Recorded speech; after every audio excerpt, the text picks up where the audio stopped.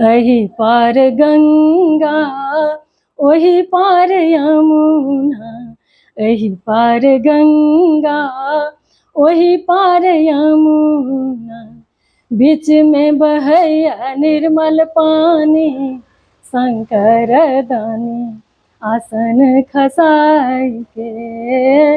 बीच में बहैया निर्मल पानी, शंकर दानी आसन खसाई के।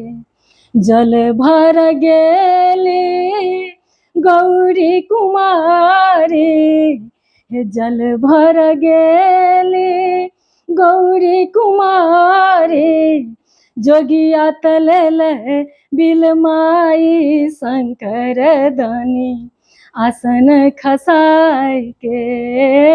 हे जोगिया तलेल बिलमाई, शंकर दानी आसन खसाई के। छोरू छोरू आहे जोगी हमारो अचरबा, छोरू छोरू आहे जोगी हमारो अचरबा, हम थी कुमारी कुमारी, शंकर दानी आसन खसाई के। हम थी गौरी कुमारी, शंकर दानी आसन खसाई के। हम नहीं छोड़ब गौरी अहू के अचरबा, हम नहीं छोड़ब गौरी अहू के अचरबा, करब में अहू सबियाह, शंकर दानी आसन खसाई के। करब में अहू से बियाह, शंकर दानी आसन खसाई के।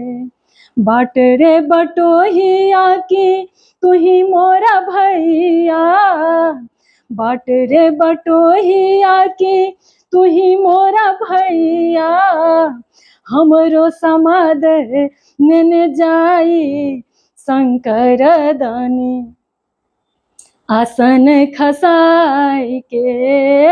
हमरो समाद नेने जाई, शंकर दानी आसन खसाई के। तोहरो बाबा जी के हम चिन्हियो ने जानियो, तोहरो बाबा जी के हम चिन्हियो ने जानियो, कैसे समाद लेके जाई, शंकर दानी आसन खसाई के।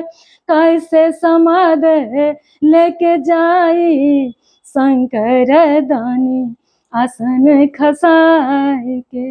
हमरो बाबा जी के ऊँच रे हवेलिया, हमरो बाबा जी के ऊँच रे हवेलिया, दुआरे चनन केर गाछ, शंकर दानी आसन खसाई के।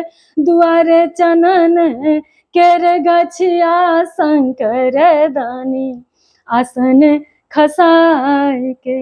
एतबे बचन सुनलन गौरी के बाबा, हे एतबे बचन सुनलन गौरी के बाबा, मारबै ओ जोगिया के पिटबै ओ भांगिया के, मारबै ओ जोगिया के पिटबै ओ भांगिया के, बन्हबै मेरे समक डोरी, शंकर दानी आसन खसाई के।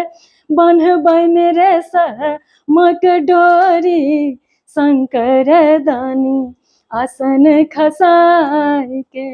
जुनी मारू जोगिया के जुनी पीटू भांगिया के, जुनी मारू जोगिया के जुनी पीटू भांगिया के, जुनी बान्हू रे समक डोरी, शंकर दानी आसन खसाई के।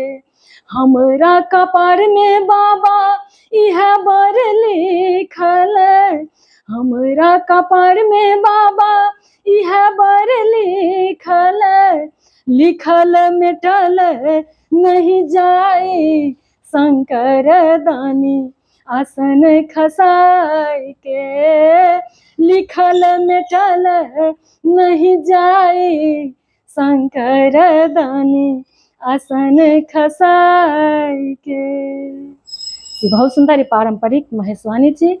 हम अहाँके सुनेलहुँ अहाँ सबके, अहाँ सब एकटा एकटा कमेंट जरूर करबै जे केहन लागल। और हमर बहुत नजदीकी सबके ई फरमाइश छलनि हँ जे ई गीत एक बेर अहाँ अपना आवाजमे गबियौ। तऽ चलू हम सुनेलहुँ, अहाँ सबके केहन लागल से एक बेर कमेंट अहाँ सब जरूर करबै, हमरा इंतजार रहत। चलू मिलै छी बहुत जल्दी अगिला वीडियोमे, ताबत तक लेल सब गोटेके जय सिया राम, जय मिथिला।